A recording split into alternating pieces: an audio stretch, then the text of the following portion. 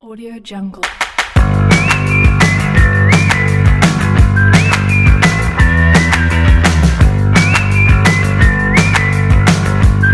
Jungle.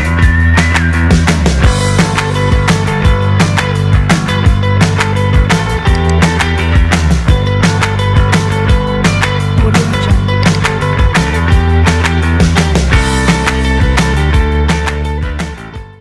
Oke, bismillahirrahmanirrahim. Kita mulai Bapak Ibu ya. Assalamualaikum warahmatullahi wabarakatuh. Salam sejahtera, Waalaikumsalam warahmatullahi wabarakatuh. salam sejahtera untuk kita semua. Bismillah, la haula wala quwwata illa billah. Amma ba'du.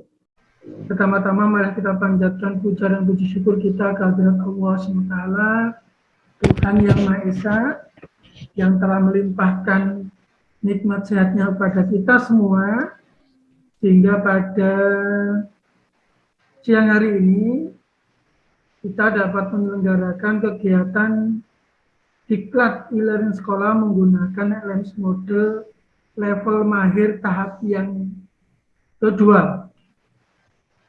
Salawat serta salam tetap terlimpahkan kepada junjungan Nabi besar kita Muhammad Sallallahu Alaihi Wasallam. Bapak Ibu yang saya hormati dan alhamdulillah pada hari ini awal bulan 1 Agustus 2021 kita dapat menyelenggarakan kegiatan diklat nasional online LMS menggunakan model tahap yang kedua level mahir Bapak Ibu ya. Jadi ini yang lagi kita coba terus dan menerus dari waktu ke waktu workshop dan diklat e-learning sekolah menggunakan model itu saya selenggarakan ya. Bapak Ibu yang saya hormati, jika pada tahap 1 saya menghadirkan dari SMAK di Jember, jadi ada Pak Gutman Siantari yang saya minta untuk berbagi terkait dengan integrasi LMS Model dengan Google. Nah, pada tahap yang kedua ini saya mengundang Pak Marjuki. Beliau guru di SMA Negeri 1 Pacitan ya, yang telah lama menggunakan LMS Model ini ya. Menggunakan LMS Model ini, semoga nanti beliau dapat berbagi pengalaman ya, berbagi pengalaman terkait presentasi yang ada di sekolah, berapa jumlah sekolah, berapa jumlah siswa sekolah beliau, dan cara untuk mengatasi permasalahan-permasalahan yang terjadi di sekolah. Jadi supaya nanti Bapak Ibu punya gambaran bagi sekolah yang mau akan melaksanakan mengimplementasikan LMS Model ya. Nah, berikutnya nanti baru terus terang di level mahir ini saya tidak membuat presentasi tapi testimoni langsung ya, supaya nanti Bapak Ibu lebih yakin bahwa oh ternyata dengan menggunakan model ini bisa ya kan diimplementasikan. Baik, sebelum acara diklat e-learning sekolah menggunakan LMS Model level mahir tahap yang kedua ini dimulai, marilah acara kita buka dengan bacaan basmalah bersama-sama. Bismillahirrahmanirrahim. Bismillahirrahmanirrahim. Semoga acara ini nanti berjalan dengan tertib dan lancar, dan nanti silakan Bapak Ibu jika ada yang masih kurang jelas bisa ditanyakan.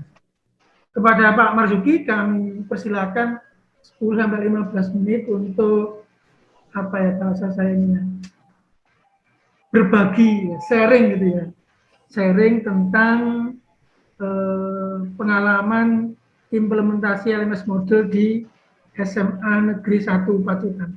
Pada Pak Marzuki kami persilakan. Ya, terima kasih. Tes, suara saya bisa masuk, Pak? Bagus. Assalamualaikum warahmatullahi wabarakatuh. Waalaikumsalam warahmatullahi wabarakatuh. Kepada Bapak Ibu, guru semua, peserta BIMTEK e-learning berbasis model level mahir tahap 2 yang saya hormati. Pertama, alhamdulillahirabbil alamin, mari kita selalu panjatkan puji syukur kehadirat Allah Subhanahu wa taala yang mana pada siang hari ini kita diberi nikmat sehat sehingga bisa bertatap muka walaupun secara virtual. Semoga nikmat sehat yang kita syukuri ini akan selalu menambah nikmat-nikmat yang lain, terutama khususnya adalah nikmat kesehatan bagi seluruh keluarga kita di masa pandemi ini. Yang kedua,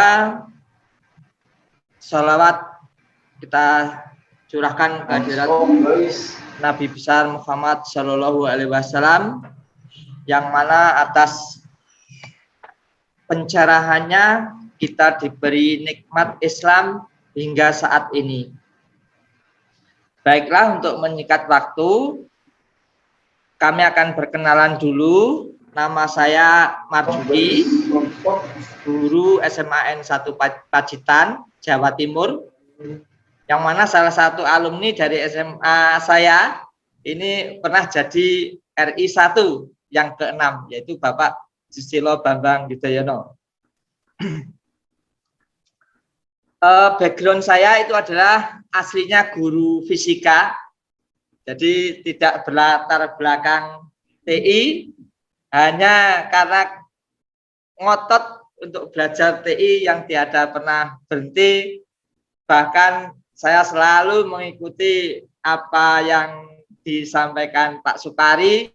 Pak Sukari buka BIMTEK pun tahun lalu, yaitu model level mahir tahun lalu ya, di awal pandemi. Saya pun juga daftar ikut, bahkan sempat di apa tuh, loh, kok masih ikut? Ya Pak, karena ilmu saya masih berlubang-lubang. Insya Allah dengan ikut Pak Sukari itu di level mahir tahun lalu itu ya bisa sedikit tertutupi lubang-lubang yang kami pelajari yang mungkin saat itu saya juga belum bisa.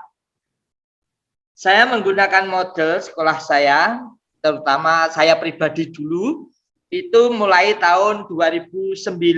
Kalau tidak salah saat itu versinya masih sekitar 1.7. Ya. Alhamdulillah sekali 1 tahun berikutnya itu kami diundang. Saat itu yang diundang adalah sekolah RSBI kalau nggak salah, yaitu workshop MPBTIK, yaitu manajemen pembelajaran berbasis TIK, yang salah satu pematerinya juga Pak Sukari saat itu di Bogor. Dan materinya juga model ya. Jadi saya 1 tahun belajar model secara otodidak. Alhamdulillah 1 tahun berikutnya tahun 2010 itu mendapat workshop model juga. Jadi saya sangat berbahagia sekali saat itu, karena yang saat itu saya gadang-gadang belajar kemana saya, karena saya begitu tertariknya model. Karena menurut saya dibandingkan yang lain, itu model itu adalah betul-betul memanajemen pembelajaran kita. Jadi mulai dari pemberian bahan ajar sampai penilaian itu ada semua dan bersifat lembaga. Artinya lembaga itu, model ini sangat baik apabila yang mengelola adalah lembaga, bukan untuk guru perorangan. Mungkin kalau untuk guru perorangan itu cocoknya ya selain model, karena model di sini itu harus ada adminnya. Kalau di sekolah saya itu adminnya kebetulan saya, dan saya sudah melatih 2 orang sebagai pembantu saya. Terus yang kedua adalah guru non editing, dalam hal ini adalah supervisor, yaitu Bapak Kepala Sekolah. Jadi Bapak Kepala Sekolah dalam hal ini masuk ke semua mapel. Terus berikutnya adalah guru yang hanya bisa membuka pada halaman yang dia miliki sendiri. Terus level berikutnya adalah siswa yang hanya bisa membuka pada halaman dari mapel-mapel, guru-guru mapel yang mengajar di kelasnya saja. Sehingga kalau ngeklik mapel lain yang tidak mengajar di kelasnya itu tidak bisa. Jadi di sekolah kami level usernya sudah ada 4, yaitu admin, terus supervisor, kepala sekolah, yang ketiga adalah guru, dan yang keempat adalah siswa. Itu mengenai user. Berikutnya perkembangan model yang saya pakai, pertama adalah 1.7, kemudian pada tahun 2010 ketika mengikuti MPBTIK di Bogor itu kalau nggak salah 1.9. Terus saya loncat lagi ke 2.3. Setelah 2.3 itu saya ke 3.1. Setelah 3.1 saya meloncat lagi ke 3.5. Terus berikutnya 3.8 dan sekarang 3.11. Jadi agak meloncat-loncat itu bukan berarti 3.9 tidak saya coba tapi karena berhubung perbedaannya sedikit saja saya tidak mengubahnya, dan mungkin akan mengubah lagi nanti di versi 4.0 karena saya dengar versi 4.0 nanti akan terjadi perubahan yang agak signifikan dibandingkan model versi 3. Saat ini kami menggunakan 3.11. Perjuangan saya di sekolah kami dalam memberikan layanan modul terhadap siswa itu harus kita niati dulu dengan ibadah. Karena kalau kita niati, katakanlah mohon maaf cari uang dari sekolahan, itu gimana ya, sangat tidak akan maju. Jadi perjuangan saya dari tahun 2009 hingga sekarang itu saya hanya mengajak mameri satu demi satu kepada Bapak Ibu guru yang paling dekat dengan saya dulu, ini loh model, tampilannya seperti ini, fasilitasnya seperti ini, enaknya seperti ini, dan seterusnya. Sehingga bergabung 1 orang, 2 orang, dan itu secara pribadi. Jadi saat itu belum dikelola oleh lembaga, jadi secara pribadi. Akhirnya bertambah-tambah. Terus ada grup WA, akhirnya saya mendirikan grup WA dari Bapak Ibu guru yang senang TIK. Ya, jadi yang khusus Bapak Ibu guru yang dengan sukarela senang TIK, belajar TIK itu saya himpun menjadi satu grup khusus di sekolah sehingga tidak mengganggu grup umum. Dan alhamdulillah sejak awal sebelum pandemi itu sudah banyak, dan Bapak Kepala Sekolah kebetulan juga konsen untuk perkembangan IT, akhirnya kami diberi wadah, diberikan server selain server UNBK, jadi ada khusus server untuk model ini sudah disiapkan, dan alhamdulillah sekarang sudah hampir 80% itu Bapak Ibu guru di tempat kami sudah menggunakan model, dan saya kira hampir semua sekolah pasti ada Bapak Ibu guru yang mungkin kurang terampil dalam menggunakan TIK, sehingga mungkin juga dibebaskan oleh sekolah saya pada masa pandemi itu. Ini mungkin ada yang pakai Google Classroom ataupun yang lainnya, tapi pada prinsipnya secara resmi sekolah menggunakan e-learning. Apalagi di awal bulan-bulan pertama pandemi lalu kami juga dibantu oleh Pak Sukaris Darno, sehingga web e-learning sekolah kami bersama-sama juga dengan bersama e-learningnya Pak Sukaris Darno, alhamdulillah masuk whitelist kuota belajar Kemdikbud. Jadi kalau anak-anak mengakses e-learning sekolah itu nanti yang terkena atau yang berkurang adalah kuota belajarnya. Alhamdulillah saya sangat berterima kasih sekali kepada Pak Sukari yang saat itu memberikan link, boleh dikata link rahasia untuk mendaftarkan diri di waitlistnya Kota Belajar Kemdikbud, dan Bapak sekolah saya alhamdulillah sangat bangga sekali karena web e-learning sekolahnya terpampang di antara nama-nama web e-learning perguruan tinggi yang lain ya. Mungkin untuk tingkat SMA dan SMK hanya bisa dihitung jari itu jumlahnya yang mendapatkan waitlist Kota Belajar. Itu sedikit tentang perjuangan saya. Jadi kita harus rela waktu, rela berkorban, kadang ya tidak mengenal siang malam, meninggalkan keluarga untuk di sekolah demi memberikan layanan terbaik bagi siswa-siswi kita, terutama ini mungkin agak jerempeng ketika kita di masa pandemi ini lebihnya. Berikutnya saya belajar model itu mulai dari nul putul istilahnya ya. Mulai saya membuat kursus atau mapel, lalu memasukkan siswa satu persatu ke mapel tersebut karena saat itu saya belum mengenal kohor. Setelah mengenal kohor melalui buku dari Pak Sukari yang saya beli, itu akhirnya saya mengenal kohor sehingga memasukkan user ke mapel cukup dari kohor. Nah itu tidak satu persatu. Sebelum kenal kohor saya memasukkannya satu persatu. Bayangkan dengan 800 siswa kali sekian mapel ya. Jari ini ya mungkin agak payah juga. Terus berikutnya setelah saya mengenal lagi tes yang dibuat oleh Pak Ari dari SMK Jogja itu dengan nama IOCBT, itu saya mengenal lagi di sana, yaitu bagaimana mengimpor kursus jadi lebih cepat ya.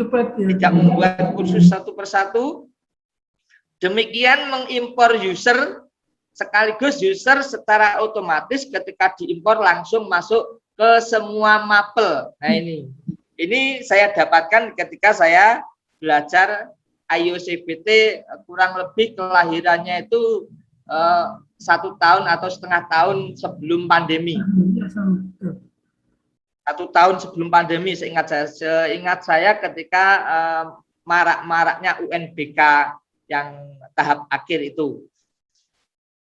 Nah, untuk hal seperti itu, kenapa saya kok tidak belajar media manajemen pembelajaran yang lain? Sebenarnya saya juga sudah belajar bagaimana mengelola Google Classroom, terus Edmodo, dan yang lain-lain itu saya coba, tapi ternyata hati ini tetap tidak bisa pindah dari Moodle. Karena sebut saja GC, itu kalau saya nilai itu sifatnya hanya perorangan, di mana guru harus membangun kelas sendiri, mengundang siswa sendiri, sehingga saya rasa ini apabila dimiliki oleh lembaga ini kok nggak pas. Bapak Kepala Sekolah tidak bisa melihat isi daripada apa yang disampaikan Bapak Ibu guru. Maka dengan model ini sangat dimungkinkan kepala sekolah dalam hal ini sebagai supervisor maka akan mengetahui sejauh mana Bapak Ibu guru yang ada di sekolahnya itu memberikan layanan kepada para siswanya. Itu saja mungkin apa yang bisa saya sampaikan. Alamat e-learning saya itu bisa diakses melalui elearning.sman1-pacitan.sdh.id. Mungkin saya bisa share screen Pak Sukari sebentar saja. Boleh. Bentar saya. Oke. Saya jadikan host Pak ya. Ya. Silakan sudah bisa share screen.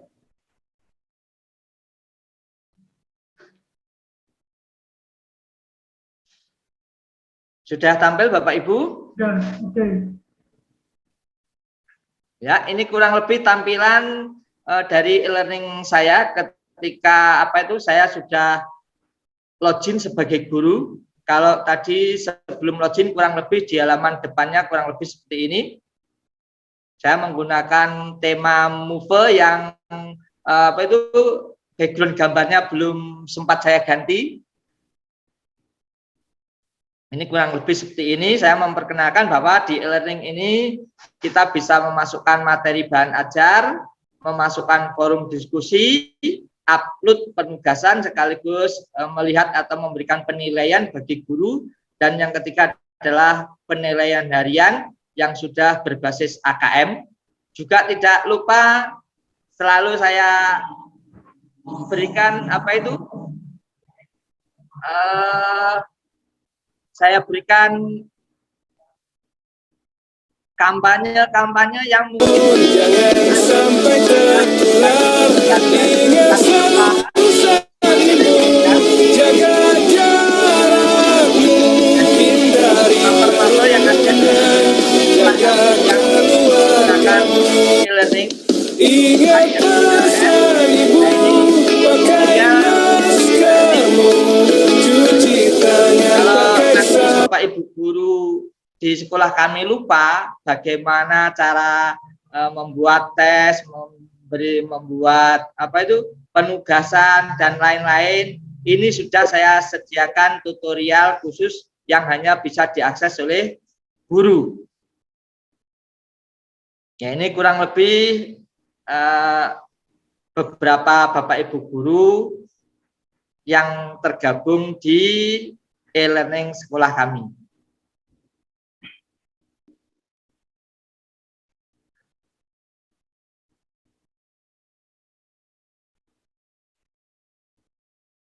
Kalau saya ini login sebagai guru fisika.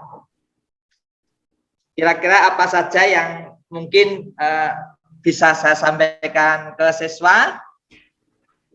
Antara lain adalah presensi kehadiran. Yang mana presensi ini hanya saya munculkan pada kelas-kelas yang hari itu ada jam pelajarannya. Jadi kelas yang tidak ada jam pelajarannya otomatis presensi tidak akan tampak, dan ini sudah saya berikan grouping sehingga misalnya presensi kehadiran untuk kelas 10 MIPA 7 ya hanya bisa diakses oleh kelas 10 MIPA 7.